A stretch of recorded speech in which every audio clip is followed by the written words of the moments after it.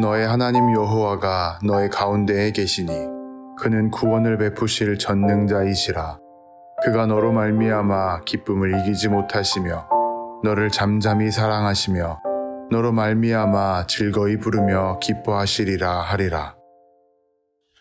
우리는 살아가다 보면 가끔 우리가 저지르는 실수 하나가 생각보다 우리를 크게 짓누르는 경험을 하게 됩니다.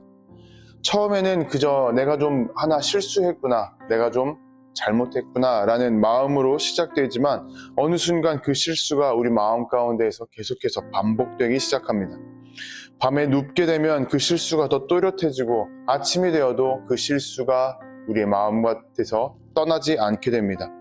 그러다 보니 어느 순간부터는 그 실수 자체에 대해서 문제 삼고 그 실수에 대해서 미워하거나 그 실수를 벗어나려고 하는 것이 아니라 오히려 우리 자신을 미워하는 것으로 우리의 발걸음이 옮겨지게 됩니다. 나는 왜 늘 이러한 모양일까? 왜 이것밖에 안 되는 사람 같은가? 라는 생각이 우리를 짓누르기 시작하는 것이죠. 실수가 자기 비난을 하게 만드는 것입니다. 그리고 이러한 자기 비난이 깊어지면 어느 순간 우리는 완전히 이 비난에 사로잡혀버리게 됩니다. 나 자신을 더 낮추게 되면서 자기 혐오라는 구렁텅이로 빠뜨려버리게 되는 것이죠. 그때부터는 하나님께 나아가는 일도 더 어려워지기 시작합니다. 나는 이 상태로 하나님께 나아갈 수가 없는 너무나도 부족한 사람이야 라는 생각을 하게 되는 것이죠. 이렇게 실수 하나가 우리 자신을 계속 무너뜨리고 있을 때에 우리는 어떻게 다시 일어나고 하나님께 나아갈 수 있을까요? 스바냐가 살던 시대는 나라가 겉으로는 버티는 것 같고 또 아무런 문제가 없는 것 같다 할지라도 그 안에서부터는 완전히 무너져 내리고 있던 시대였습니다.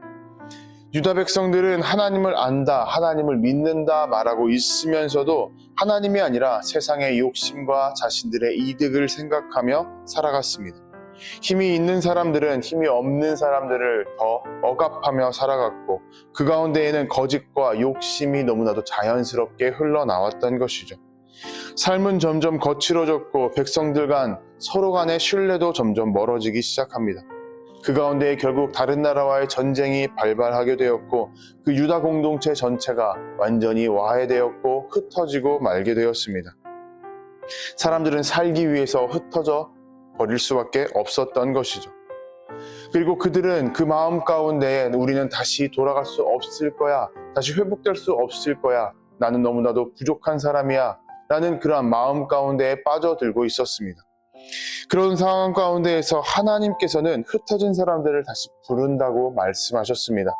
멀리 강 건너까지 있는 사람들까지 예물을 들고 하나님께 나와 하나님께 예배 드리게 하겠다라고 하나님께서는 분명히 말씀하십니다. 여기서 우리는 하나님께서 백성들을 돌아오게 하셨다는 것을 기억해야 됩니다. 백성들이 스스로 정신을 차렸다거나 백성들이 어떠한 능력을 회복해서 되돌아온 것이 아니라 하나님께서 돌아올 수 있는 길을 끊지 않으셨고 그리고 결국 그 백성들을 부르셨다라는 것을 우리는 기억해야 된다는 것입니다. 하나님께서는 이처럼 모든 것이 끝난 것 같은 그러한 자리에서도 다시 돌아올 길을 남겨두고 계십니다. 우리 또한 나 자신이 너무나도 밑바닥 가운데 무너져 내려서 하나님께서 우리를 찾지 않으실 거다라는 생각이 든다 할지라도 잘 둘러보고 잘 살펴보면 하나님께서는 언제나 우리가 돌아올 길을 만들어 두고 계셨고 우리를 끊임없이 부르고 계시다는 사실을 기억해야 됩니다. 그렇게 하나님께서는 돌아온 사람들 가운데에 자신들이 무엇을 하겠다, 내가 무언가를 이루어내겠다라는 것을 그런 교만한 마음을 내려놓게 하셨습니다. 그리고 온전히 하나님께 기대는 마음만을 가지고 살아갈 수 있게 하셨습니다. 그래서 그들은 하나님의 이름을 붙들고 살아가기 시작합니다. 스바냐는 하나님께서 남겨두시는 그 사람들을 겸손하고 가난한 백성이라고 불렀습니다. 여기서 가난하다라는 말은 단순하게 가진 것이 없고 돈이 없다라는 것을 의미하는 것이 아니라 기댈 수 있는 것이 하나님밖에 없다라는 것을 의미합니다. 자신들의 능력만으로도 나는 살아갈 수 있습니다 라고 말하는 것이 아니라 하나님 없이는 나는 살아갈 수 없습니다 라고 고백하는 사람들인 것이죠. 이어서 하나님께서는 내리시던 벌을 거두셨고 두려움을 직접 밀어내셨다고도 이야기합니다. 이 말은 너희가 먼저 잘 해봐, 너희의 능력으로 해봐라 라는 것이 아니라 하나님께서 우리들이 살아갈 수 있는 길을 열어주셨다라는 의미입니다. 우리가 읽은 이 17절에서 이러한 고백이 선포됩니다. 하나님 여호와가 너희 가운데 계시니 그는 구원을 베푸실 전능자이시라. 하나님께서는 멀리서 말씀만 하고 계시는 분이 아니라는 것입니다. 하나님께서는 우리 가운데에 임하여 계시고 또 우리 가운데에서 직접 말씀하고 계시며 우리를 붙들고 계시다는 것입니다. 우리의 삶 한가운데에서, 우리 공동체 한가운데에서, 우리의 삶 한복판에서 하나님께서 직접 임하여 계시고 우리와 함께 계시다고 말하는 것입니다. 그런 하나님께서 우리에게 구원을 베푼다고 말씀하십니다. 우리가 어떠한 해결책을 만들고 우리가 살아날 길을 만들어서 하나님께 나아가는 것이 아니라 하나님께서 우리를 살리신 것을 먼저 하셨다라는 것을 의미합니다.